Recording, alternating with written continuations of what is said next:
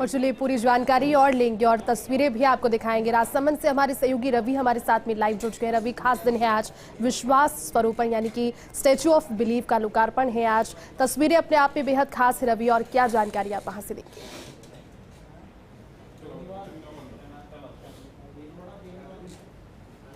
बिल्कुल, इस बात में कोई शक नहीं है कि न केवल मेवाड़ के लिए बल्कि पूरे देश के लिए आज का दिन बेहद खास है। और उसकी वजह ये कि विशाल शिव प्रतिमा, भगवान शिव की जो प्रतिमा है, मैं उस प्रतिमा के ठीक नीचे खड़ा हुआ हूँ। मेरे कैमरा सहयोगी प्रकाश दिखा रहे हैं कि इस प्रतिमा को आज जो है लोकार्पित किया जाएगा राम कथा वाचन के साथ में। शीतल संत राम कथा मर्मज्ञ संत मुरारी बापू जो है शाम 4 बजे राम कथा का वाचन करेंगे। और इसके साथ ही ये जो 9 दिन का जो समय है, 9 दिन तक राम कथा होगी। और इसके बाद ये जो प्रतिमा है ये एक तरीके से कहें तो आम लोगों के लिए लोकार्पित हो जाएगी। 10 वर्षों का जो समय है, बेहद कठिन तपस्या एक तरीके से कहें तो वो कह सकते हैं। और जो मदन पालीवाल हैं जो कि अकर्ता की भूमिका में इस शिव प्रतिमा के निर्माण में लगे रहे, और आज ये जो दिन है ये साकार होने वाला है। आज काफ़ी तादाद में श्रीनाथ जी की नगरी में देश भर से श्रद्धालु जो हैं, आम लोग और तमाम जो ऐसे गणमान्य अतिथि हैं वो यहाँ पहुँच रहे हैं। मुख्यमंत्री अशोक गहलोत तकरीबन 3 बजे यहाँ पर पहुँचेंगे और इस आयोजन में शामिल होंगे। और जो आयोजन बेहद खास है श्रीनाथ जी की नगरी के लिए, चूँकि भगवान श्रीनाथ जी की नगरी है, काफ़ी तादाद में श्रद्धालु यहाँ पर पहुँचते हैं भगवान श्रीनाथ जी के दर्शन के लिए। और अब ये जो विशाल शिव प्रतिमा है, तकरीबन 359 फीट ऊंची जो है ये प्रतिमा है। तकरीबन 3000 किलो से ज़्यादा, क्विंटल से ज़्यादा इसमें स्टील जो है वो लगी। और ऐसे तमाम जो टेक्निकल पॉइंट्स ऑफ व्यू हैं उनको ध्यान में रखते हुए इसे यहाँ स्थापित किया गया है। इसके अलावा आसपास का जो इलाका है उसको भी डेवलप किया जा रहा है एंटरटेनमेंट के लिए, और दूसरी सुविधाएं जो हैं वो यहाँ पर विकसित की जा रही हैं। तो आने वाले समय में धार्मिक महत्व से और पर्यटन के लिहाज से, दोनों ही उद्देश्यों से देखें तो ये जो स्थान है बेहद महत्वपूर्ण होगा।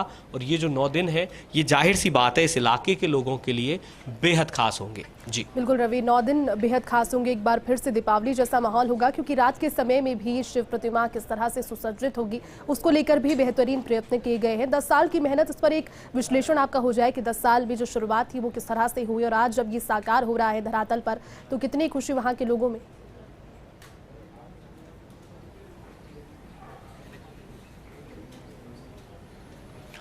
बिल्कुल, देखिए एक तरीके से कहें तो एक सपना था जो कि अब साकार हो रहा है। 10 वर्षों का समय काफ़ी होता है, कई तरह की परेशानियां भी आईं, लेकिन सबसे बड़ी बात ये थी कि जो आदि योगी हैं, योग के प्रवर्तक जो हैं भगवान शिव, वो इस सबसे ऊंची, इस इलाके की सबसे ऊंची ये जगह है गणेश टेकरी, वहाँ पर स्थापित हों, इसको लेकर एक प्रण था।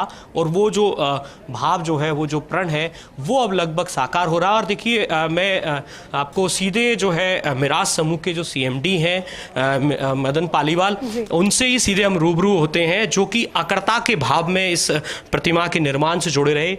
भाई साहब, आप अकर्ता की भूमिका में है, क्या आज का दिन है, आज वो दिन आ गया जिसका आप लंबे समय से सपना था, एक भाव था आपका, वो आज का दिन आ गया है, कैसा महसूस कर रहे हैं? आपको मैं एक बार पहले भी कह चुका हूँ कि जीवन में मेरा कोई लक्ष्य नहीं है, मैं लक्ष्य विहीन व्यक्ति हूँ। और रास्ते में एक पड़ाव में अकर्ता तो इसलिए कहना पड़ता है कि मैं करने वाला नहीं हूँ। चाहकर भी बहुत कुछ लोग करना चाहते, हो नहीं सकता।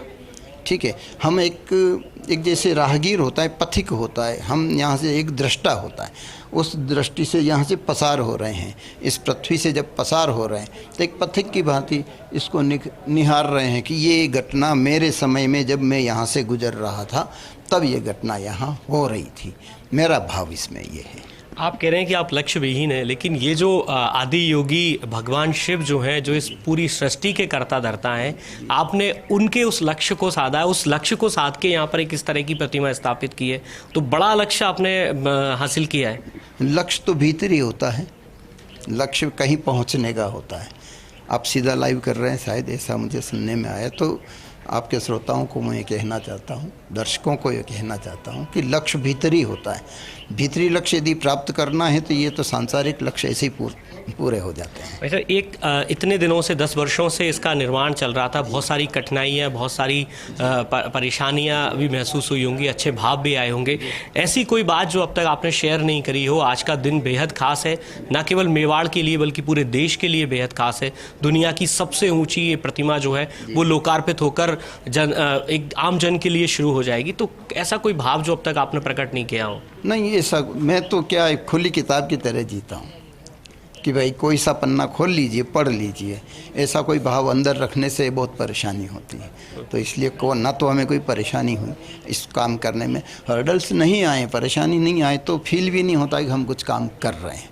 तो काम करने का मज़ा भी उसी में है। जीवन जीने में केवल सरल मार्ग से कुछ कठिनाइयाँ जीवन में आनी चाहिए, उसको पार करना आना चाहिए, उसी से जीवन निखर के आता है।